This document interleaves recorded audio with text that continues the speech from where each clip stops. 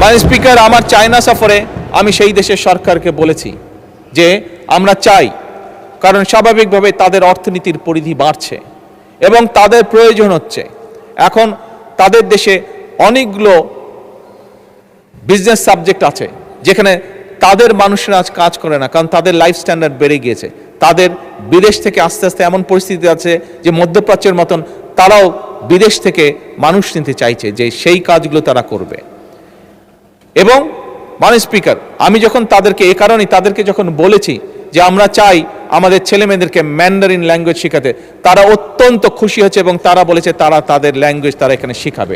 মাননীয় স্পিকার, আমি যা দেখে এসেছি, আমার সফরে আমি যা দেখে এসেছি, যে আমরা যদি আমাদের সন্তানদেরকে তৃতীয় ভাষা হিসেবে কয়েকটি ভাষার মধ্যে যদি, যেহেতু আসলে আমি মাত্র চায়না থেকে এসেছি সেই জন্যই ম্যান্ডারিনের কথাটি বলেছি, এই ভাষা আমরা শিখাতে পারি, আমি ব্যক্তিগতভাবে দৃঢ়ভাবে বিশ্বাস করি আমাদের প্রজন্মের বহু মানুষকে আমরা সুন্দর একটি ভবিষ্যৎ তৈরি করে দিতে সক্ষম হব। মাননীয় স্পিকার, একই সাথে মাননীয় স্পিকার, শুধু ম্যান্ডারিন না, এর বাইরে জাপানিজ আছে, এর বাইরে আমরা ফ্রেঞ্চ আছে, জার্মান আছে, অ্যারাবিক আছে, এই ভাষাগুলো আমরা ইন্ট্রোডিউস করতে চাইছি মাননীয় স্পিকার, থার্ড ল্যাঙ্গুয়েজ হিসাবে।